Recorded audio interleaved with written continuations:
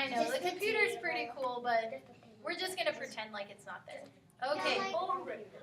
Okay, do you guys know what a raccoon is? Yeah. Someone, can you raise your hand if you can tell me what a raccoon is? Jackson, what is a raccoon? It has like this mask thing. It kind of looks like it has a mask Like on it's a robber. its face. Okay, I want you to pretend like you have a mask on. So somehow make yourself like it has a mask. No, So you can, so you can kind of like, oh. No, their masks I want to see all your masks. Let me see. Like they're robber. My mask. I don't see everyone's mask. They look like they're robber. Yeah. My mask. Yeah. So today, your voices need to be off. Those are some really cool masks. Okay, so just like Jackson said, raccoons have masks. So look, this is the book we're going to be reading today. This is the book we're going to be reading today, and this is a raccoon. So see how they have these like black eyes? So a lot of people say that they have masks on their face. Yeah. Okay, so we've been talking. Shh. I need all of our voices off. Thank you, Lionel, for looking forward. You put your voice off. And Raven, Mercedes, thank you. Okay, so the book we're going to be reading today has raccoons in it. And so we've been talking about the author's purpose lately. So the author wanted me to learn that. So let's all say that. The author wanted me to learn that. Yeah. So in our book today, I'm thinking the whole time, what did the author want me to learn today? Okay. So some things that we could learn from stories are like how we should be, if we should be good or bad, or if we should be nice. And not Those are some. Yeah. So that is, the author wanted me to learn that. Okay, so when we're reading this book today, I want us to be thinking about that, okay? Chester Raccoon and the Big Bad Bully. Okay? Because you don't feel belly. Yeah, so while we're reading, I want you to be thinking, the author wanted me to learn that. Chester Raccoon stood in front of his tree hollow looking gloomy.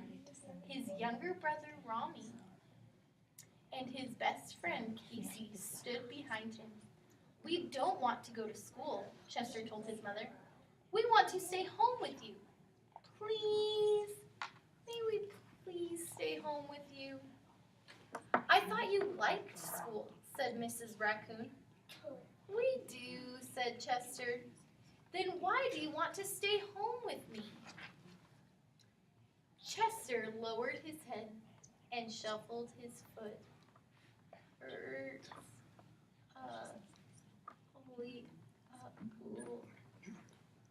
He explained in a quiet, muffled voice. Mrs. Raccoon reached out and tenderly lifted Chester's head with her hand. What did you say? Chester gazed into his mother's loving eyes and gulped. There's a bully at school. And he's horrible, cried Ronnie. He's big and mean, and he has giant claws on his hands and feet, wailed Casey. And fangs, screeched Chester. And fire comes out of his nose. After we're done reading, And fire comes out of his nose. And if you get in his way, he'll step on your face and squash you like a bug. Like a bug, echoed Ronnie. Oh my, he sounds very scary, said Mrs. Raccoon.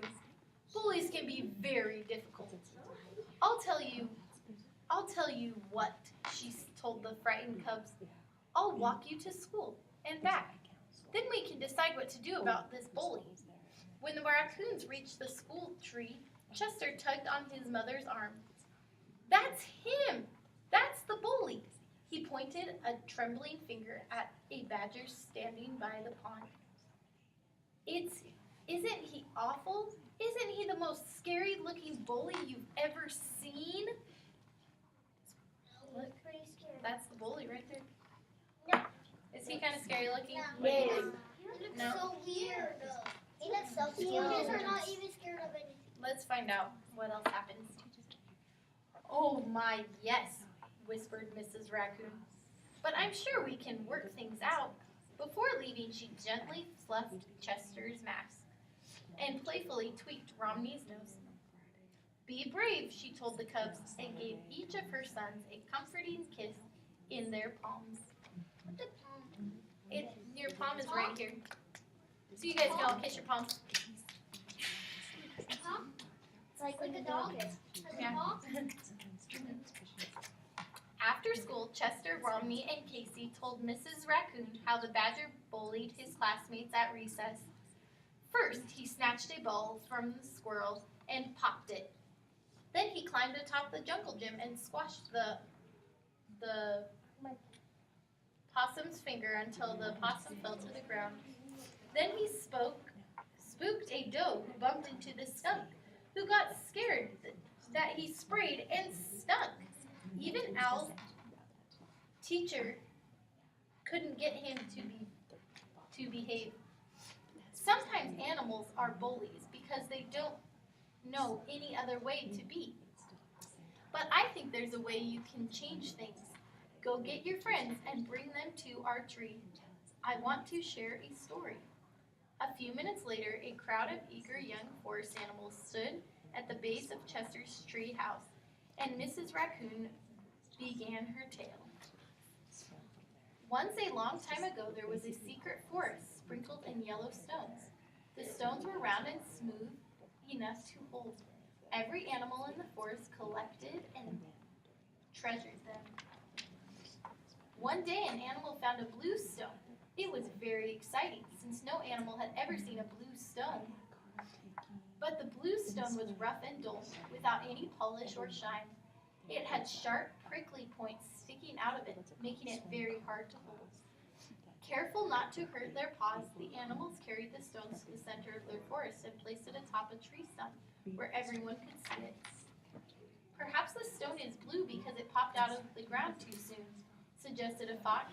So the animals waited and watched for many days and nights to see if the blue stone would turn yellow. But the stone remained blue, and its outer shell remained sharp and pointy. I believe the stone is blue because it is the color it is meant to be, said a very wise snake. Therefore, we shall treasure the blue stone for the color it is. But if we want to hold this stone as we do our yellow stones, we'll have to work together to smooth its outer shell. So first, the woodpecker took turns chipping off the stone's sharp, prickly points with their beaks. Then the chipmunks rolled the stone with their noses, while other animals shined and buffed the stone with tree bark and fluffy tails. In time, the blue stone was as smooth and as shiny as the yellow stones. Mrs. Raccoon smiled down at the young animals listening to her story. The badger at your school is just like that blue stone, she explained to Chester and his schoolmates. He is a badger, and that is the way he is meant to be. But if you work together, I think you can smooth out his bullying ways. I'm thinking right now, the author wanted me to learn. So at this part in the story, I think we're getting to that point. The next day at school, when the recess bell rang, all of the little animals went outside together. They huddled close to one another and walked towards the bully in one great, big, confident pack, with Chester in front holding a ball. At first, the bully looked at them with a twinkle in his eye, thinking, "I'll get one of you." But as the pack got nearer and nearer to him without a hint of fear, the badger's expression changed. His eyes widened, his jaw dropped open, his knees grew weak and wobbly. Suddenly, it was the bully who was scared. He began to whimper and squeal, and he thought, "They're coming to get me back." But there was nowhere to run. He just stood there with his back up against a tree as his schoolmates drew closer and closer and closer. Finally, Chester was nose to nose with the trembling badger. He narrowed his eyes and looked as serious as his little furry face would allow. Then, without hesitation, he held up the ball, looked straight into the bully's eyes, and asked, "Want to play?" Huh? The surprised bully stopped shaking. He looked at his classmates who were laughing and offering friendship. "You want me to play with you?" He squealed with delight. He gently took the ball out of Chester's hand.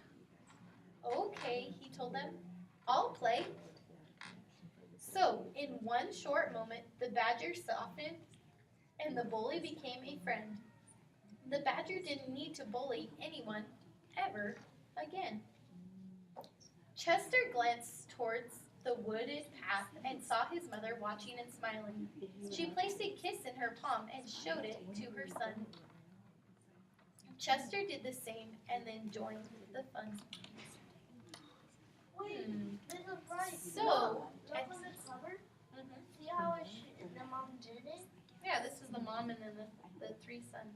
Yeah, but how? Look how she did it. She did it like this. That's a bad way. Okay, so after reading this book, I'm thinking the author wanted me to learn that. So how about we write down some things that the author could have wanted us to learn from this story. So I'm thinking that the author wanted us to learn that we need to be nice even to people who are bullies. Yeah. Yeah, we're like going Be nice to but it was not actually. to people. What are some other ways that you think the author wanted me to learn that? What are some other things that the author wanted us to learn? Brinley? Don't be a bully. Yeah.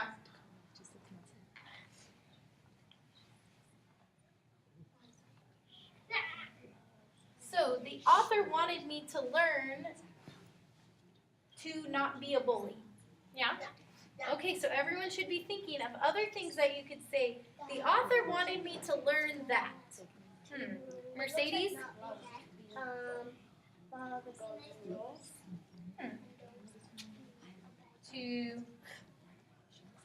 Your voices need to be off, and you need to be thinking about what the author wanted you to learn.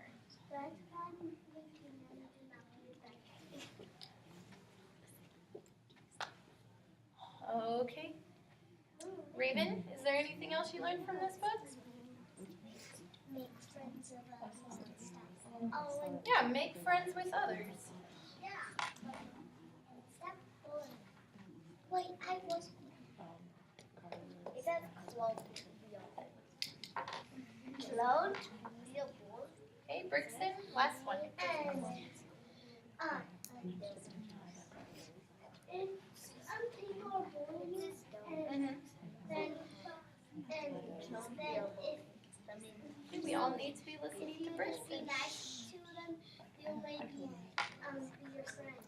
Yeah, if we're nice to bullies,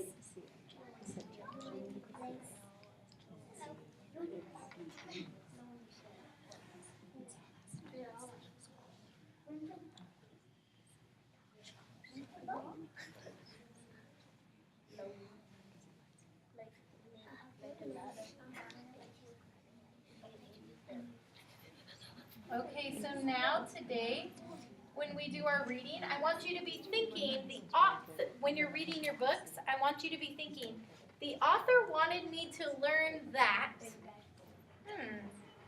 So in each one of our books, it might be a little different what the author wanted us to learn. Okay, so I want you to go back to your desk and pull out your books, and today is Yellow Dot Day. Yes. Go.